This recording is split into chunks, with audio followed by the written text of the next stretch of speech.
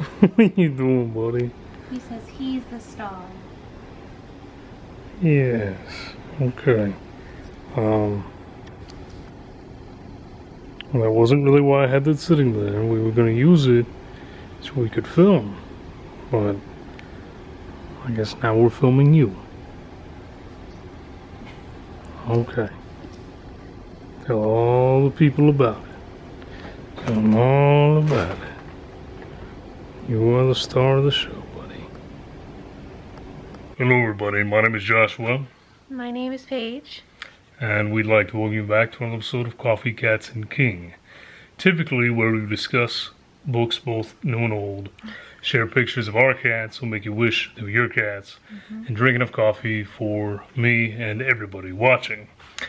Today is a little different, though. Today we're trying something new, a segment that I've been wanting to do for a while. Paige has come up with an excellent name for it, and then I had the concept. So, Paige, what is this new segment we're doing? We're going to call it the Sunday Scaries. The Sunday Scaries. Sunday Scaries. So, this is a new segment we are trying where Paige on Sundays is going to sit down and watch a horror movie with me. This is going to include classic horror movies that every horror fan should have watched multiple times, most likely. It's going to include hidden gems. It's going to include schlocky bad films, or films that may only be relevant for a particular reason. And the general idea is I will introduce the film. We'll talk a little bit about the synopsis. Paige will give initial thoughts and impressions if she has any. And then after the film, we will again discuss them. Paige will give opinions as a first-time viewer. Yes. And I will explain some of the relevance of said film. That's the way we are intending it to go anyway. We'll see if that's what actually happens. Yes. So this will be our initial segment here. Should be really interesting to see how this works out. We have Havoc and Chaos here with us. You'll get a little Havoc footage to introduce the film initially. But I'm excited to see how this goes. Yeah, I'm excited. So, I think this will be good because I almost never watch horror movies. So I really am going into almost all of these blind. So we'll see. Fair enough. I'm also a scaredy cat, so hopefully you don't pick anything that's too scary to start with. Yeah, so the the first pick has been driving me crazy. I've had a really difficult time in deciding whether to go with, one of the absolute classics to get you started, or whether to ease you in with something that either isn't quite as scary or something that's a little more obscure, because the thought process being that if I go with something that is basically universally loved, you're probably going to universally love it. So we're going to have some of the classics, but today is not one of them. Today is a film that I think horror movie lovers should watch if they haven't watched it, but I fear that a lot of them have not. I've actually talked about this in one of my 10 underrated horror movie hidden gem movies. Okay. And so today we're going to get your opinion to see if I'm totally nuts Well, now for the finding this pressure's to be an on interesting me. film. No, not at all. What if I don't like it? That's okay. I don't expect you to like every film that I show you. In fact, some of the classics, I think you're going to hate them. I do. I don't think just because I know you, I think you're not going to get out of them what a horror lover would get out of them. Okay. And there are a few in particular that I think you're not going to like when we watch them, but that's okay. That's just part of it. Havoc. Sorry, Havoc just jumped. He's on the prowl. Havoc just jumped on the table, and Paige gets all nervous because things shake, rattle, and roll, whatever. So, yeah. We're going to do a brief little introduction in regards to the film we're watching today. We'll get into it, and then we will talk afterwards to see what your thoughts and opinions were on it. Okay. Okay? Sounds good. So let's let Havoc start us off.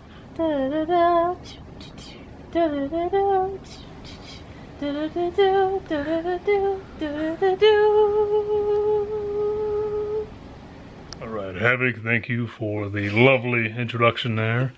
You are bound to be the next big movie mascot. Much majestic.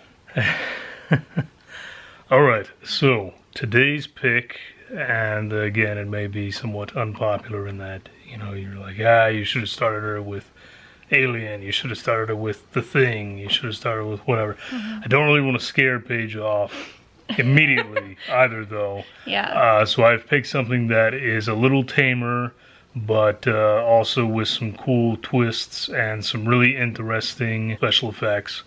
And this is one that has horror elements, but also some mystery elements. So I thought it would be a good way of easing you in. It's a film that not a lot of people talk about, but one that I found really enjoyable. So today, we will be watching 1972's Asylum. Paige, would you like to read the synopsis? Okay.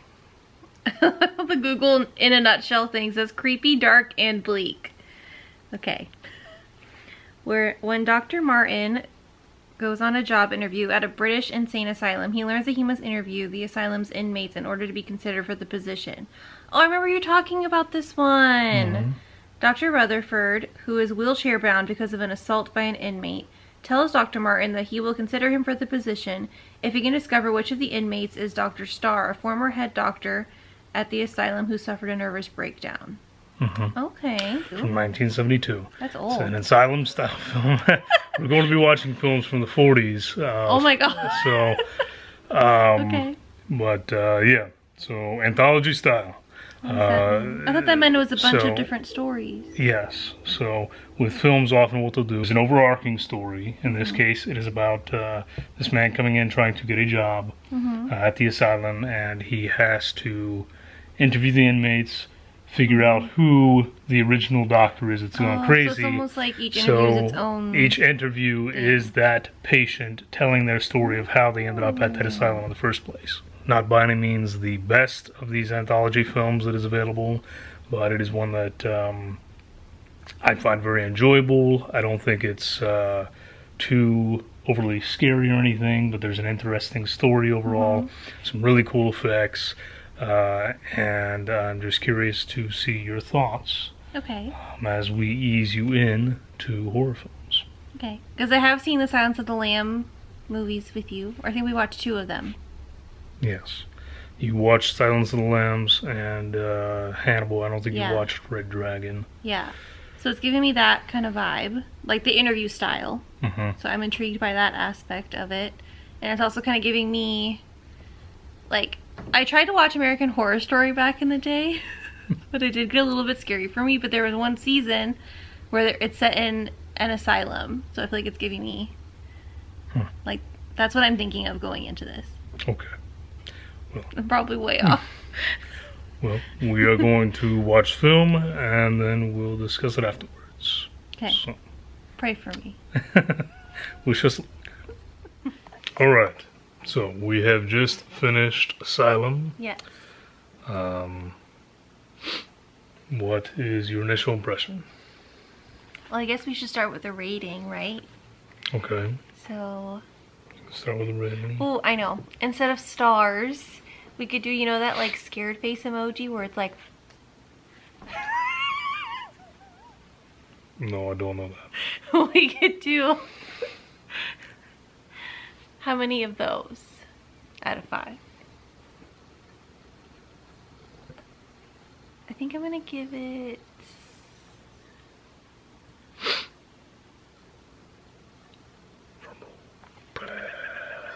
That's not a drum roll. I think I'm going to give it like a 3.5 out of 5. 3.5 out of 5. Or maybe a 4. Okay. Feeling generous this evening. No, I really liked it. Yeah. I figured you would appreciate that I did not pick a movie that is, you know, overly scary or Yeah, anything. it didn't scare, like, well, I mean, there were parts that were kind of creepy, but yeah, it's not like a scary movie. No, there's creepy parts. This is just one of those movies that's fun to watch, you know. And if you haven't seen it before, fun to guess along with this young doctor who is Dr. Starr. Now, you initially told me your thoughts on who you believe Dr. Starr to be. So my initial theory was wrong. You were incorrect. Yeah. Did you guess at any point? I did. You did. It was one of my backup. I had like 2 backup theories to my main theory. Okay. Of who Dr. Starr was.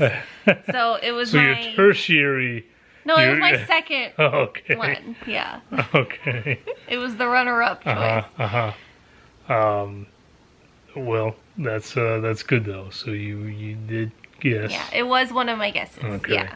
I feel like if you're a mystery thriller fan, you would really like this type of movie, because it almost gives like an Agatha Christie whodunit kind of thing. So I like that aspect of it. And I understand what you meant now about an anthology style, because I was a little confused because I thought it was gonna be more like interview style. No. So that's why I was like, well, does that really count as an anthology? But no, you're right. It really was like each patient he talked to, it was like a flashback, and it like showed their story like totally independent of present time and in the asylum. Yes. So this is a popular method. Yeah. And it's really its own little sub-genre. I liked it. I thought it was a cool format. And there's some of my favorite movies, that sort of format. I don't know why, I just really enjoy them. Like Twilight Zone, like that kind of well, yeah, the Twilight Zone movie does it. Tales from the Crypt does it. Some of the other options that we'll eventually watch do it. For those that are not familiar with the movie, Asylum was in fact written by Robert Bloch and is based off of, each patient's story is based off of one of his stories. Oh, okay. And for those of you who are new to horror like me, I learned that his name is important because he wrote Psycho. Yes, amongst other things, he wrote Psycho, but that's what he's most well known for. So, yeah, Asylum, so the facts about it, this is an Abacus film. So some of you that are into horror will know that Abacus was a big name in British horror, and has a very well beloved fan base for the movies that they came out with. It's interesting because you usually don't like British horror. Well, yeah, they have a very well beloved fan base though. Okay. This also has an appearance by Peter Cushing. Peter Cushing was the gentleman in the Taylor's Tale who... Mr. Smith? Mr. Smith, yes. Oh, okay. Got it. So he is a legend in... He looked familiar. He's a legend in acting. What else have I seen him He's in? been in 100 million different things. Oh. And you can think of him as the British equivalent of like a Vincent Price, where he was just, there was a point in time where it was like anything you picked up, he was in it in some capacity. Okay. Including movies like this where it was a much smaller budget, and you wouldn't think that a star of that caliber had any business being involved in the movie. But he immediately elevated the level of the movie, if you will. Just having his name was a big deal. Not really a lot of historical relevance, I suppose, to the movie. It's just a fun movie, something that I thought would be easy to start us off with. I liked it. Gives you a little bit of mystery, so I thought it would help to invest you. I was very invested. Yeah, and then just nothing too scary, but still with some creepy moments. Yeah. That again would maybe help to ease you into it a little bit. Yeah, I think it was a good one though. I think what I liked most about it was how each...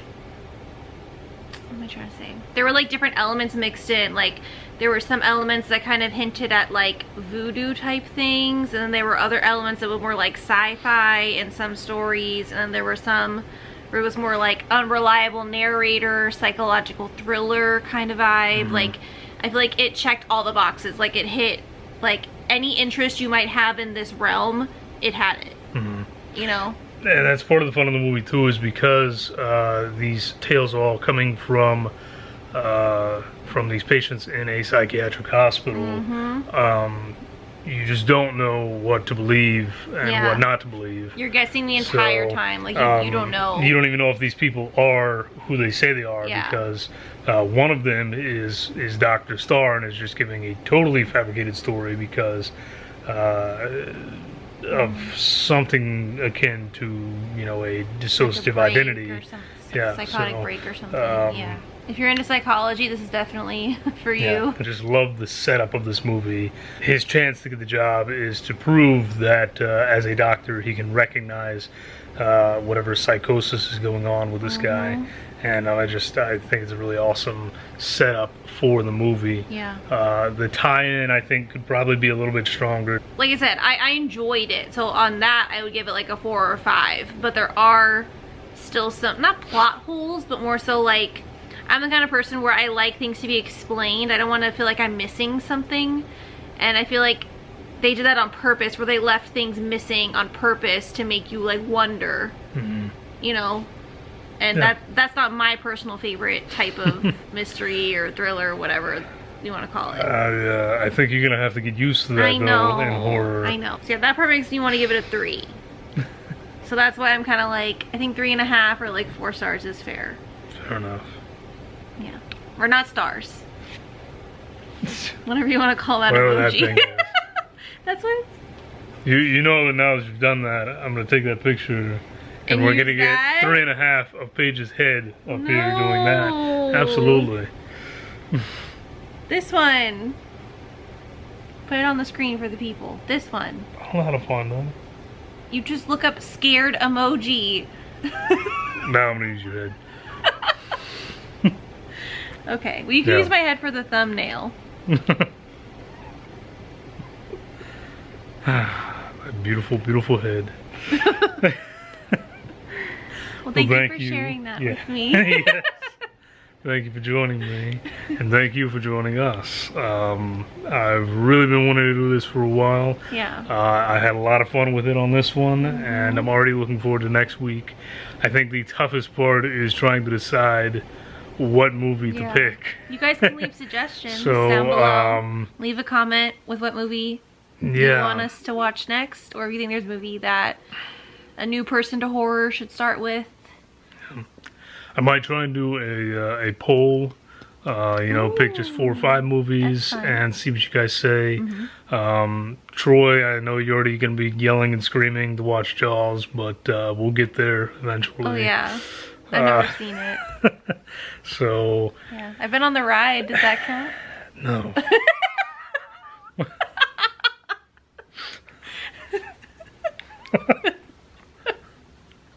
Troy hates me, doesn't he?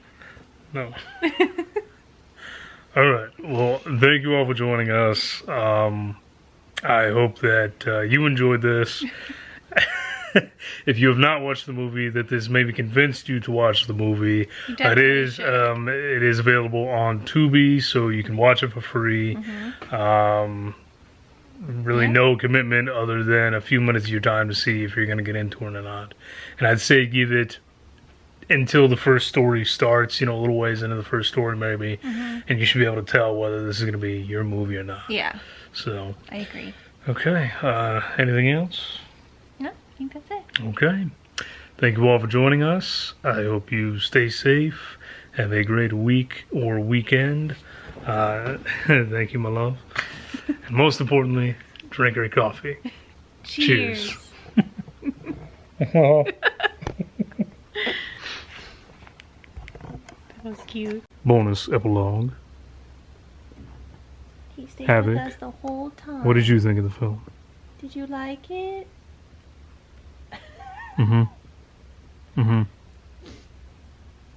Fascinating. But after much searching, we found chaos. Oh my goodness. Tucked up in this little... Now, we've had this cat tree for a number of years. Not once have we seen either one of them get in that thing. just zoinked out. Yeah, Oh my just zoinked out. goodness.